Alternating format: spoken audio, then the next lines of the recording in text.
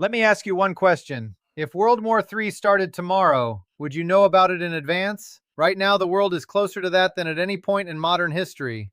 The United States and Iran have exchanged strikes again. The ceasefire has collapsed. Lebanon is burning, and nobody knows what comes next. Stay with us. Today we tell you everything. Welcome to SEGODNYA, World News Today. Let's start from the very beginning. To understand what is happening today, we need to go back to February 28, 2026. On that day, the United States and Israel launched massive airstrikes against Iran. The strikes targeted military facilities, government buildings, and nuclear infrastructure. Iran's supreme leader, Ayatollah Ali Khamenei, was killed in these strikes. This was a historic moment. The world held its breath. Iran responded immediately. Tehran closed the Strait of Hormuz, the most important oil route in the entire world. 20% of all the world's oil passes through this strait every single day. When the strait closed, global oil prices began to skyrocket. Before the war, oil cost around $70 per barrel. After the closure, prices surged to over $117. That is a rise of more than 60%.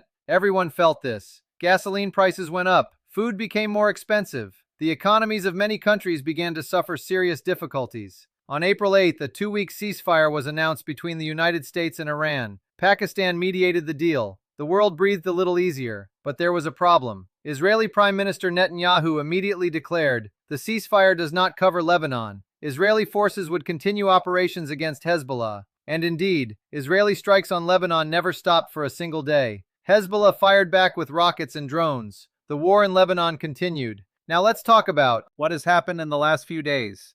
On June 6, 2026, the United States and Iran exchanged strikes again. Here is what happened. Iran launched several drones toward the Strait of Hormuz. American forces intercepted the drones. After that, the United States struck Iranian coastal radar sites. These sites are located near the Sirak region and Keshem Island. U.S. Central Command, CENTCOM, released video footage of the strikes. They said the strikes were carried out in self-defense. The goal was to protect American warships from further attacks. How did Iran respond? Tehran was furious. Iran called the American strikes a clear violation of the ceasefire.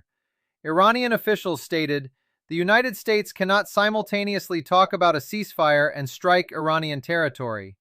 This contradiction is becoming increasingly dangerous. Now let's talk about Lebanon. This is where the situation is most critical. On June 2nd, Israel and Lebanon signed a joint ceasefire agreement. The United States mediated the deal. The condition was simple. Hezbollah stops firing and withdraws from southern Lebanon. Israel would not attack Beirut.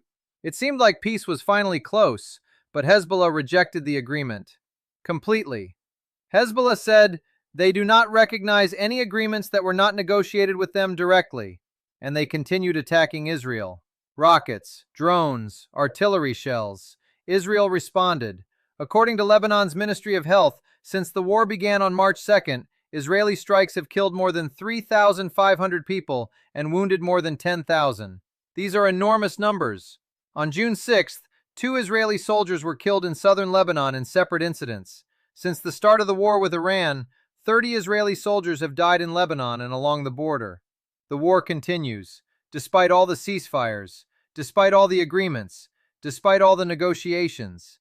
Now let's talk about the Strait of Hormuz. This is the single most important place for the global economy. 20% of all the world's oil passes through this strait. Since February, the strait has been practically closed. Iran controls it. The United States has imposed a naval blockade on Iran. According to U.S. Central Command, since the start of the blockade, 129 commercial vessels have been redirected while attempting to enter or exit Iranian ports. 6 ships have been disabled to ensure compliance with the blockade. The most recent was the tanker Lexi on Tuesday. This is economic warfare, and it is hitting the entire world. Oil remains expensive. Trade is disrupted. Economies are suffering. Now let's talk about diplomacy. U.S. Secretary of State Marco Rubio appeared before Congress. He said, "The United States will not lift sanctions on Iran without specific conditions. Iran must voluntarily give up its stockpile of highly enriched uranium. Only then will any concessions be possible." But Iran is not yet agreeing. Iranian Foreign Minister Abbas Araghchi stated directly, "The war with the U.S. will only end when it also ends in Lebanon." This means one thing: as long as Israel fights Hezbollah, Iran will not exit the conflict. Trump finds himself in a trap. On one hand, he wants a deal with Iran. On the other hand, his ally Israel continues fighting in Lebanon. This contradiction cannot be resolved easily. What is Trump saying? Trump is trying to maintain an optimistic tone. He says the negotiations are going well. He says Iran has agreed not to build nuclear weapons. He calls Netanyahu a great partner. But reality says something different. Strikes continue. The ceasefire is violated. Hormuz remains closed. Trump's words do not match reality, and the entire world can see this. Now let's talk about the most important question. Why is the ceasefire not working? There are 3 reasons. Reason number 1. The contradiction between the US and Israel. Trump wants peace with Iran. Netanyahu wants to destroy Hezbollah. These are 2 incompatible goals. As long as Israel strikes Lebanon, Iran will not exit the war.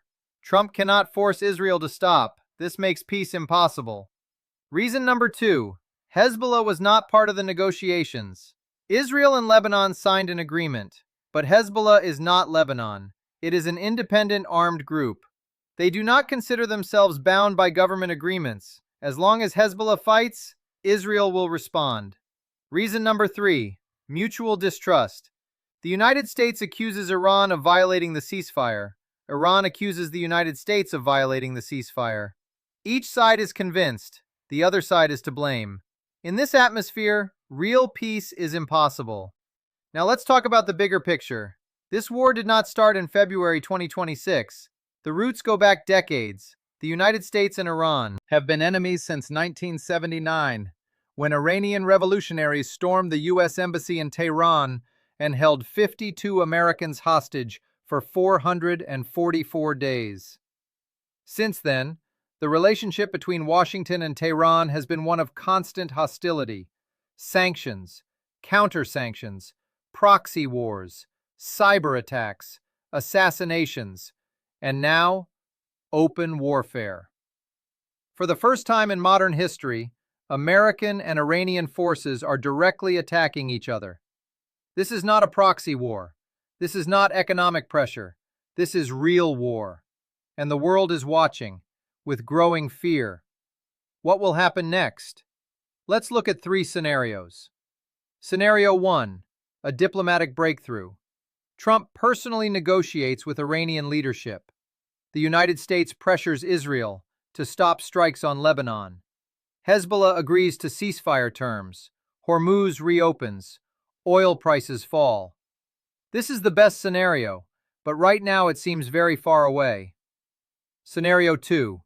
The current situation continues. Strikes and counterstrikes go on. The ceasefire exists on paper, but not in practice. Negotiations proceed slowly. Hormuz remains closed. The world lives in a state of chronic instability. This is what is happening now. Scenario 3. Full escalation. Iran has already warned. The next response will be on a completely different scale. If the United States launches another major strike, Iran may respond with massive attacks on all American bases in the region. This could draw in Saudi Arabia, UAE, Qatar, Jordan. It could become a regional war involving dozens of countries. This is the catastrophic scenario. This is what the entire world fears. There is also a 4th dimension that nobody is talking about enough: the economic impact. Goldman Sachs estimates that if Hormuz remains closed through the end of summer, global GDP could fall by up to 1%. That sounds small, but 1% of global GDP is $1 trillion. $1 trillion wiped from the world economy. Prices rising everywhere. Unemployment increasing. Supply chains breaking down. This war is not just a military conflict. It is an economic earthquake that is shaking the entire world. The day's summary. The United States and Iran have exchanged strikes again. The ceasefire is collapsing. Lebanon is burning. Hezbollah rejected the agreement. 2 Israeli soldiers were killed. The Strait of Hormuz is closed. Negotiations are at a standstill. 129 ships have been redirected. And one question remains without an answer. Who will blink first? Trump, Netanyahu, or Iran? The answer to that question will determine the fate of millions of people. Follow our channel, SEGODNYA. We will tell you everything first. Honest, accurate, without the noise. Subscribe to the channel, like the video, hit the notification bell so you never miss our next report. Thank you for watching. See you in the next episode. This video was created using artificial intelligence. Avatar and voice are AI generated using HeyGen. The presenter is not a real person. All news has been sourced from verified outlets: CNN, Al Jazeera, CBS News, Reuters, AP News, BBC.